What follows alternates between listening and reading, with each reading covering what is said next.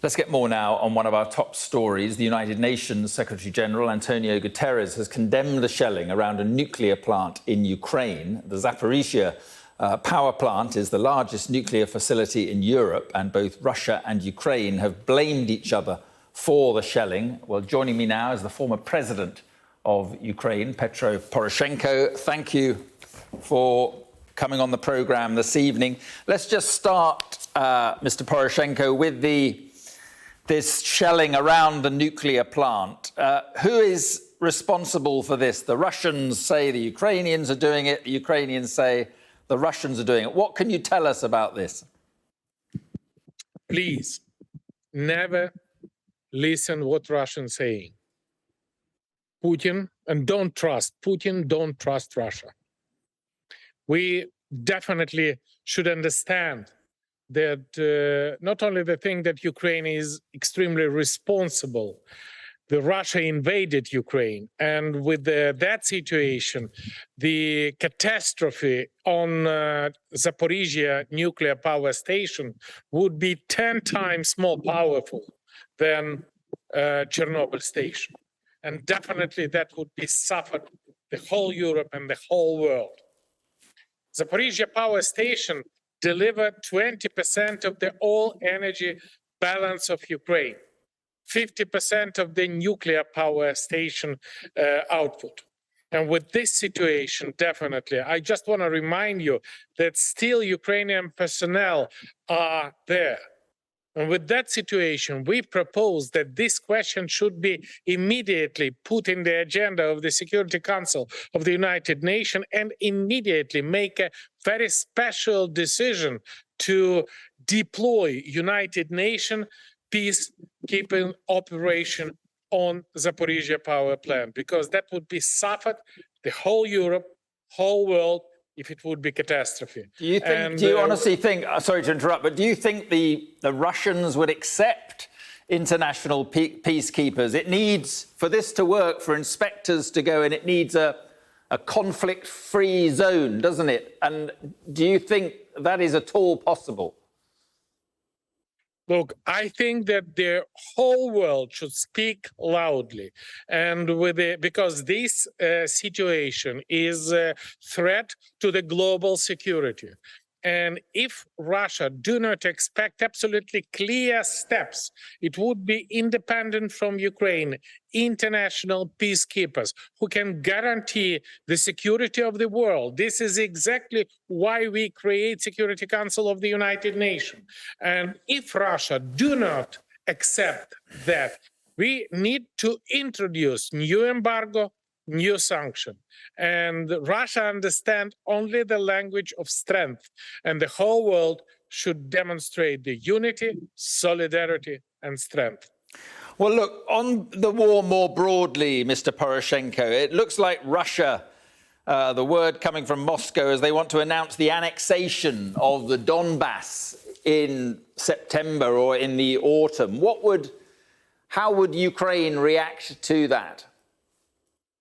I just want to remind you that this war is already more than 8 years.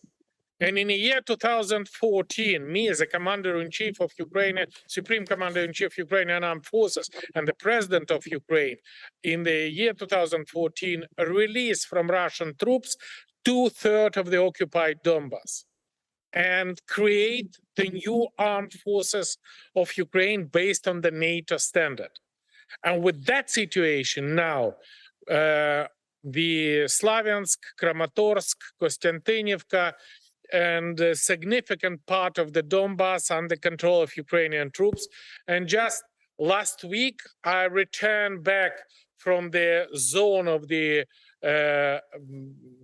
Russian military operation on the east of my country. I visited the Bakhmut, the Slaviansk, Kramatorsk, Siversk. And I just want to tell you that Ukrainian troops is full of decisiveness, and they are not have any sign to readiness to go back.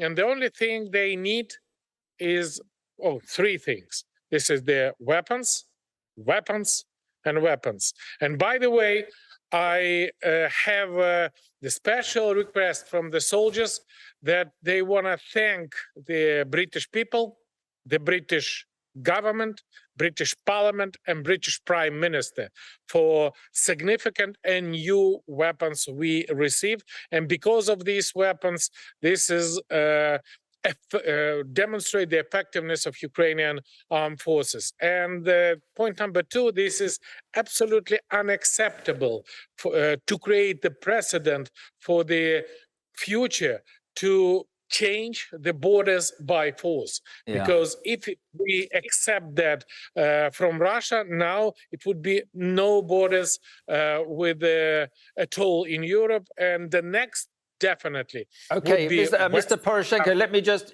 sorry to interrupt you again. We're just short of time, but is your concern, is your worry that the West becomes, or, you know, the EU and the United States, NATO becomes more divided over the winter as the energy prices bite and the energy shortages come in? How concerned are you that the West becomes more divided over this and Ukraine loses that support or loses some of that support? Look, I'm an optimist and want to tell you that this is impossible to be the president on my position since year 2014, 2019 of the country in a state of war and not believe in our victory. And this is just a language of blackmail by Russia. Please do not accept the language of blackmail. We are stronger. Truth is with us, democracy is with us, freedom is with us. And the only person in the world who has a Ukrainian fatigue is Mr. Putin. He is really fatigued and tired from sanction, from embargo, from the world solidarity against Russia for Ukraine, for creating anti-Putin coalition, for the isolation. And with that situation, definitely, all the Western leaders and all the people of the free world should understand that this is not just an assistance of Ukraine. This is investment in your own security. And just help us to do your job, help us to save the world. And with that situation, please keep in mind that every single day, Ukraine pay a disastrous price for saving the world. Okay, and just one last question. Just one last question, Mr. Poroshenko. Can the Ukrainians retake territory? Can they retake Kherson, for instance, in the south, which is very important, controls the water supply for Crimea and so forth? Can the Ukrainians do that? Undoubtedly. Definitely, yes. And you should understand that the only thing we need for that is artillery, ammunition, anti-aircraft missiles, and jet fighter. And with that situation, if now we have 10 times more Russian ammunition, more Russian howitzer, Russian cannon, and Russian flight, and even if it would be equal sides, Ukrainian has significantly more motivation. But for the right bank of Dnieper River on Kherson region, definitely, I just returned from there, and I know that the counterattack of Ukrainian troops, counterattack should happen in August. We have everything but artillery and ammunition.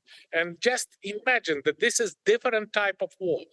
Mankind never have this type of war when this is not just the number of troops, but this is, again, drones, artillery, ammunition, missiles, anti-aircraft. And with that situation, we're significantly rising now this amount because of the Western supply. And please don't have any doubt that if we stop Russian troops without Western weapons, we can win Russia, throw him away from Ukraine with the Western weapons, with the Western solidarity, with the Western support, no doubt. Okay, Mr. Poroshenko, appreciate your time. Thanks for coming on.